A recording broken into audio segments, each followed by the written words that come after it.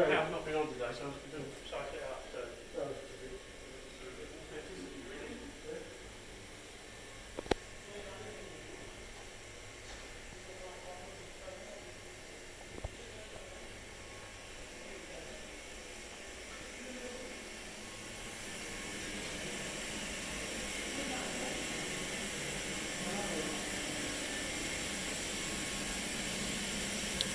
This is Collosus.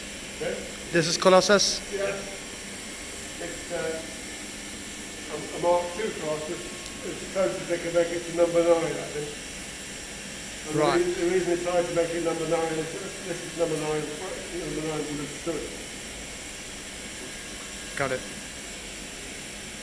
It's not fully working this afternoon. It's got a fault on it, and I'll explain what happens when it is fully working. It will be working in a minute. It might be working in a minute. How do you know it's not fully working? How do you know it's not fully working? The logic, you should be hearing a lot of clashing from the right, okay. I see. Those lights should be lighting up and counting. Right. So when you say relays and valves, Yeah, relays and valves. are they complementary or are they, do they replace, can they be replaced with each other? You can make logic out of either relays or valves, but actually doing operations, valves are faster. Right, okay. Right?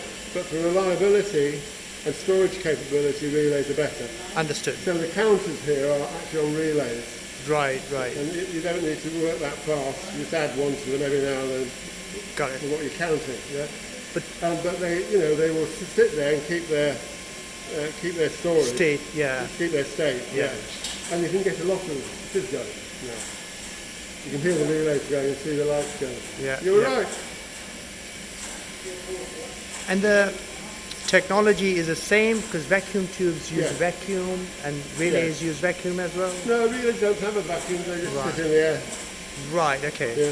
But the technology is, underlying technology is same? No, it's not. The relay has a magnet. Right, okay. Electromagnet. Right, When you okay. pass current through the electromagnet, it becomes magnetized, Got it. and the relay shuts. It Understood. makes an electrical connection. Got it. You take the current away and it opens. Right, And if you have understood. it with the latch, once it's shut, it stays shut unless you open the latch.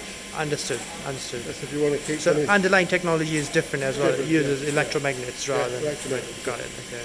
Valves, transistors are really more an analog of valves. I mean, there are lots and lots of different sorts of valves, but the simplest valve is a diode, which is like a diode in germanium anyway. Yeah. It passes the current only one way. Yeah, yeah, And it yeah. has two elements in it, a cathode and an anode, forget which way around they are. Right.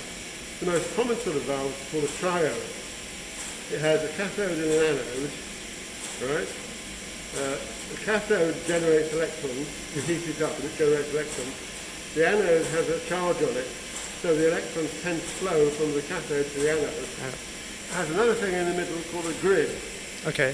You put a charge of voltage on the grid, you can either start or stop or amplify the flow of the electrons. So it's a bit like a transistor. A transistor is a bit like valves. Transistors, when they first came along, did emulate valves exactly. So logically they are the same. Yeah. As we were looking at the two machines. Yeah, So same way, they are logically same, but the implementation is different. different, yeah. And you said germanium. First transistors were germanium based. First transistor was germanium. Then silicon. Then silicon, and then the germanium, silicon, lead, telluride, and all sorts of things. Oh really? Yeah. For different purposes. But now it's all silicon, Silicon, yeah. CMOS, basically.